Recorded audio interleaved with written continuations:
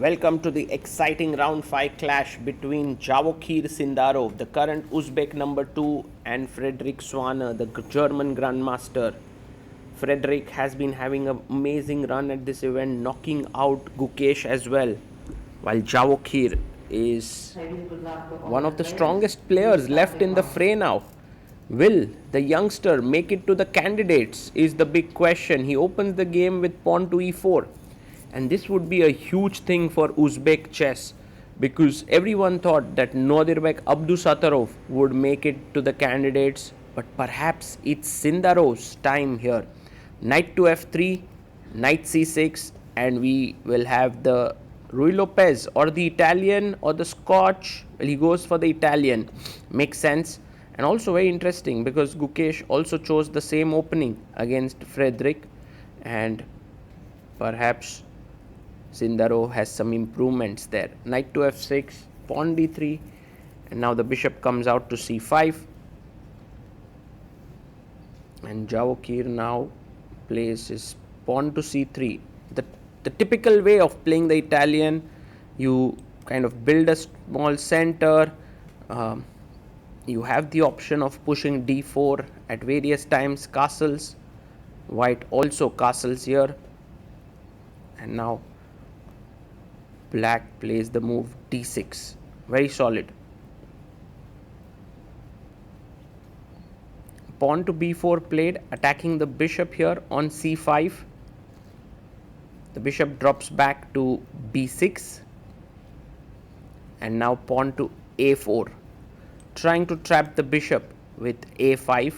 So pawn comes up to a5. And now b5 is pushed. The knight on c6 is a bit awkward. It jumps back to e7. And knight to d2 played here. So white has gained some space on the queen side.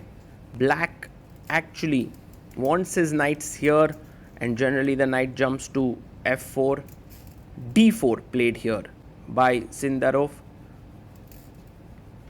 And this tension is one of the main features of this position. Now notice it carefully, guys. Bishop comes to g4, threatening to take and win this pawn because the knight is pinned. So the queen moves to c2, getting out of the pin. So the pawn is defended now. Black is hoping that white takes here. White is hoping that black takes here. So none of them are going to budge here. I believe rook e1, very useful move. Also notice how h3 would be a complete blunder because the queen comes in and along with the knights it would be a checkmate. So rook e1, he goes back, he goes to rook e8. Bishop a3 is played. Now bishop on a3 may be slightly misplaced but also very useful because I'm threatening now to take, you can't take with the pawn. Knight f4 played. And of course you want to take here, but then bishop f3, queen f3 and queen g4, you open up this bishop and it's crazy. So bishop f1 played calmly. Bishop takes f3. So very important moment now. Knight f3. He's given up his bishop. Black is aiming for some counterplay. White is planning to take here. Queen g4. Not threatening mate here, bishop protects, but knight h3 and knight f2 could happen if you take the pawn because the bishop would open up. So very calmly plays king h1. And Frederik is doing very well here. But look at the clock timings. He's down to 39 minutes while Sindarov has 1 hour 27 minutes. Knight to h3, an interesting move here because if you take, I take the knight on f3. But now rook e3. Very good move, threatening to take the knight. He goes back, knight to g5. And the pressure on e4 pawn is immense right now. So Sindarov plays h3. Queen goes back here to h5. And now takes on g5, queen takes g5.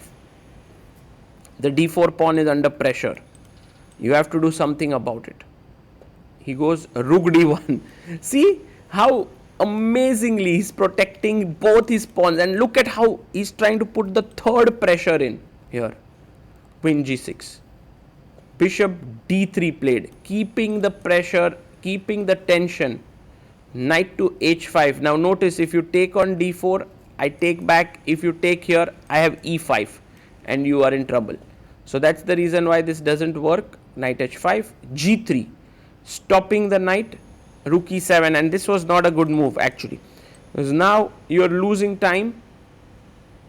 I can go even rook f3, goes bishop b2, but rook f3, rook f5, very powerful.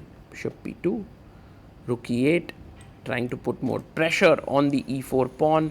Rook e1, shifting the defense to the e pawn. Knight on h5, queen f6, putting now pressure on d4. The entire game is about these two central pawns. He comes up, because if you take here, I take here, you take here, and now rook f3, very good move. If you come up, I have rook f5 and white is better. So queen e6 played, he goes rook f3. It's amazing how Sindarov is step by step pumping up the pressure here, and Frederik, low on clock, has to make 13 moves in just 5 minutes. Pawn takes pawn. Also possible was d5 followed by an exchange sacrifice here, could have been very strong, but knight d7 played here and pawn takes. Now the thing is, if you would have taken with the pawn, bishop c1, bishop g5, I mean this would be a very strong position, queen e2, bishop c4. So that's the reason why he goes knight d7, Sindarov takes on d6, queen d6, and now rook to f4. Knight e5 played. Black somehow has managed to get some compensation flowing, which is interesting, because although white is a pawn up, black does have the knight here. Finally, like, the pressure is gone. Bishop e2, queen e7, quickly making his move here, Frederik. Take on d7, queen d7 played. And maybe there is c4, c5 stuff. No, he goes bishop c1. Queen comes up to e6 and h4 played. White's advantage has somehow reduced in the last few moves, which is interesting because Sindarov had more time. He goes rook f5, but now he's losing the pawn on e4, and that is actually good news for Frederik. Queen takes e4, rook takes e4, and also the pawn on a4 under pressure. It feels like black has equalized this. Bishop f3, but now can we take here? Taking here, bit of a problem because of bishop d5. So that's the reason why rook e5, rook to g5 played. h6,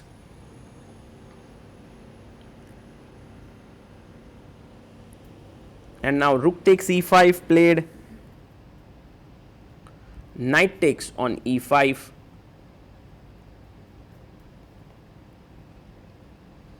We have bishop to e4. Sindarov plays this calmly. The position is now equal. The reason why he did not take on b7 here is because of knight d3 attacking the bishop, then knight c5, and the a4 pawn falls. So bishop e4, h5, f3 played. In a way, Sindarov would be quite unhappy here because he had a huge advantage in the middle game. Much of his advantage has been lost, but he still has the bishop pair. But the knight is coming to c5, defending here and also attacking the a4 pawn. So it seems unlikely that black would be able to, white would be able to make progress. g4 played, and now knight c5 seems like a very, very good move. But Frederik changes plans. He goes to f6. Maybe this is slightly weird because now he's engaging in some kind of a race whereby he's giving up his b7 pawn and he's trying to get the g4 pawn, because if you take knight g4, then you have two pawns here. I would be trying to go c4, c5. Bishop g5, a good intermediate move.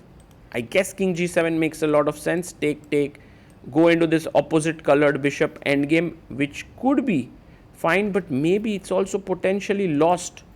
So that's the reason why knight d7 played, and maybe that's the right way. fg4, knight jumps to c5, attacking the bishop, and goes bishop c6, knight a4.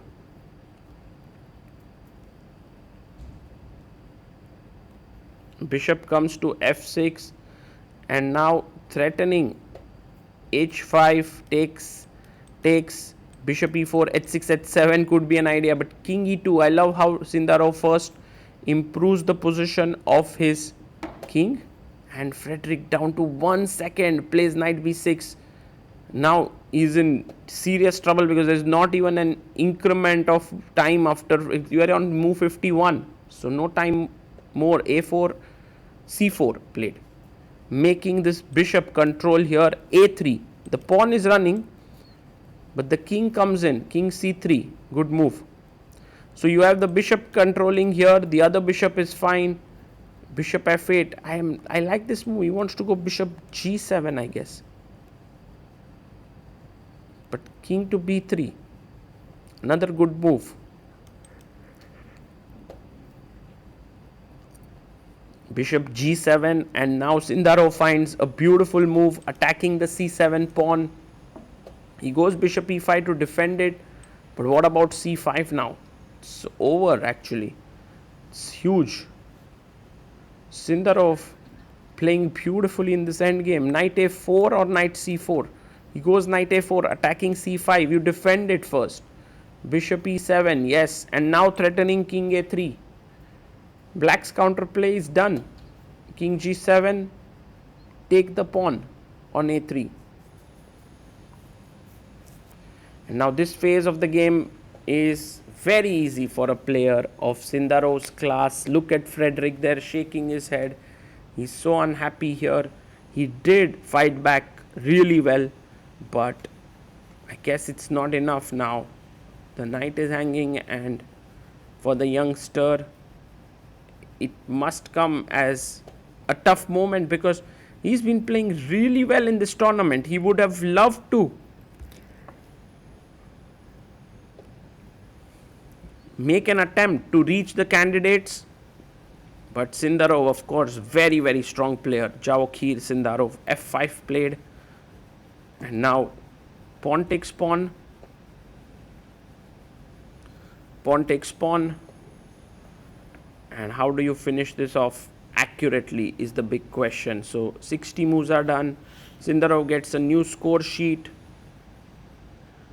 And now look at Frederik there. He's so much in that thought that what could I have done better?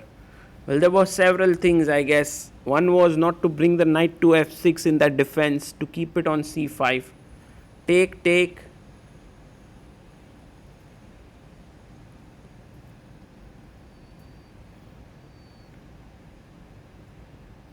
And now knight to d3.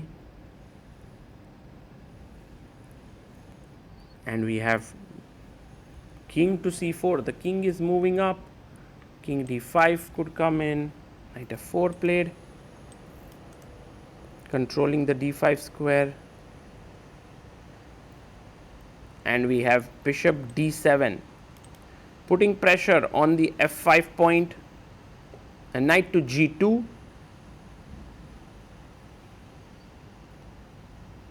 And now king d5. Very good move. And bg3 played by black here. We have bishop takes f5, and if you take here on h4, then I can simply play bishop e4, dominating the knight. Always 2 squares away from the knight on the corner is domination, and Sindarov here finds it. Bishop e4. Next move you have b7, then bishop d6, and making sure that you queen the pawn even without like letting black capture it.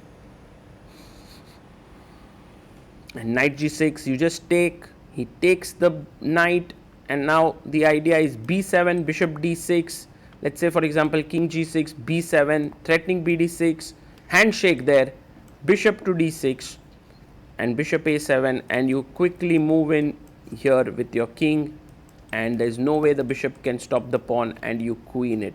So a big win there for Javokhir Sindarov, the only winner in the first game of round 5. Rest 7 games ended in draws. So a big win there, and somehow he played really well.